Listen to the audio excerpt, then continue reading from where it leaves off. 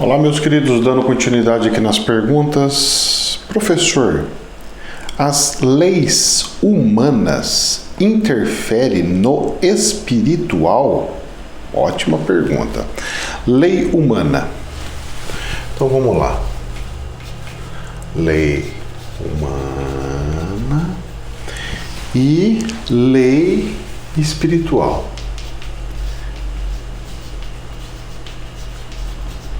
São duas distintas, certo? Nós temos duas leis, leis humanas, leis espirituais. A questão é o seguinte: foi instituído e dito que a lei espiritual, ela é como se fosse a lei, digamos assim, a lei mestre. E a lei que seria federal, tá?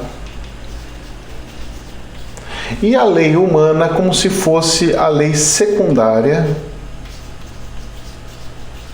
como se fosse do Estado. Ok? Muito bem. Nessa conotação você tem que entender a seguinte situação. Vamos lá. Uma sobrepõe a outra. Então, vamos lá. A lei espiritual, ela tem mais poder. Ou seja, vamos lá, um exemplo. Eu quero cercear o livre-arbítrio das pessoas. Não pode. Se você descumprir isso daí, o plano espiritual vai intervir. Eu quero soltar 50 bombas atômicas e explodir o planeta. Não. A lei espiritual vai bloquear e vai proibir. A lei espiritual, você tem que entender que não são muitas iguais às humanas. Elas é como se fosse a Constituição americana, é meia dúzia. Então, a lei espiritual, ela tem mais ou menos uma meia dúzia. Vamos falar que ela tem 10 leis, tá? 10 mandamentos, 10 leis. Mas não é os 10 mandamentos, tem outras coisas aí.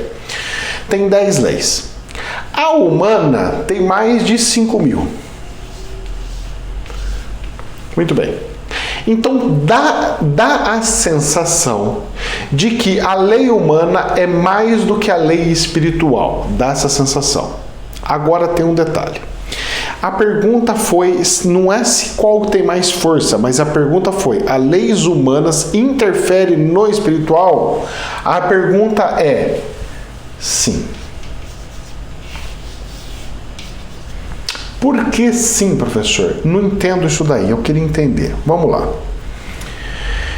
Imagine que você tem algumas leis bem curtas. Então, tipo, você não pode bater o livre-arbítrio, cercear o livre-arbítrio das pessoas. Mas, aí vem a lei humana. Mas, se os humanos permitirem que eles sejam controlados por mim, pode. Se os humanos permitirem que ceifem a vida deles, pode. Se os seres humanos permitir tal, pode. Por isso que a organização humana foi constituída por votos, que nada mais é que o desejo de cada ser humano. Vocês já pararam para refletir que não é à toa que todo o planeta tem um sistema de votos? Mas, professor, tem uns países que não têm votos. Eles são como se fosse um comunismo, tal, um negócio, uma ditadura e tal. E não tem isso. Tem alguns que não tem. Sim, tem alguns que não tem. E o que acontece com esses países? Todos afundam. Passa uma geração, passa duas, na terceira acaba, porque é no máximo 3 gerações que fica. Acaba. Não, mas nós temos um período imperial de muitos anos e tal daqui, tal de lá, e tem muitos daqui, muitos de lá. Sim, com certeza, você pode ver alguns casos como tais. Mas quando cerceia de fato a liberdade, no máximo 3 gerações. Bom, Historicamente, vai aparecer pessoas que vão falar assim, não, porque nós vimos escravidão por outros mais tempos, nós vimos mais do que 3 gerações, porque são de 20 anos e tralala. Bom, normalmente essas gerações é até que a terceira faleça, certo? Então você tem a primeira, a segunda e a terceira, que é mais ou menos o que diz a linha e a regra da maldição. Ou no meio destas situações aparecem pessoas tentando dar a liberdade para estas, e estas pegam e falam, ai não, é melhor da gente ficar aqui quietinho e não querer fazer a nossa liberdade, então vamos ficar aqui. Aí é uma outra decisão e renova a decisão que vocês fazem. Então, o que acontece é assim, você pode ter uma escravidão de 300 anos. Só que é o seguinte, passa 3 gerações, vai aparecer um tentando quebrar esse laço de escravidão. Aí o que acontece? As pessoas podem falar assim, não faça isso não, deixa como é que tá, não mexe não mexe, deixa como é que tá, deixa como é que tá. E aí você entra e volta de novo para aquela situação de escravidão. Até o dia que aparece alguém, todo mundo falou, realmente a gente não quer mais, não aguenta mais, e agora nós queremos sair. Aí quebra aquilo ali. Então, de tanto em tanto tempo, vem uma força para salvar e libertar e quebrar tudo aquilo ali. Aí que está o tchan do negócio, da influência das leis humanas influenciando nos espíritos, na espiritual. Sim, interfere por quê?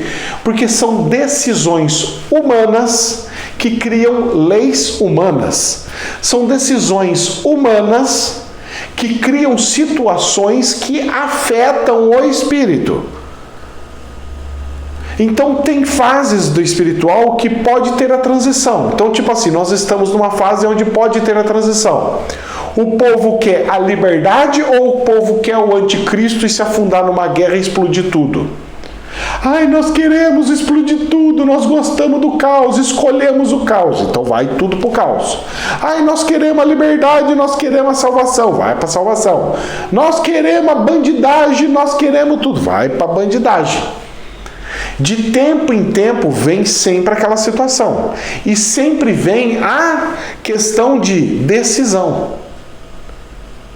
Porque a decisão, ela é a base do primeiro poder. Do poder da lei espiritual. Só que os seres humanos, às vezes, usam essa lei muito mal errada, muito mal feita. Em vez de usar a seu favor, usa-se contra ele mesmo. E aí cria-se um ciclo vicioso que perpetua e não sai dali. Ou seja, a lei humana afeta a espiritual? Sim e não. Afeta porque você fez escolhas.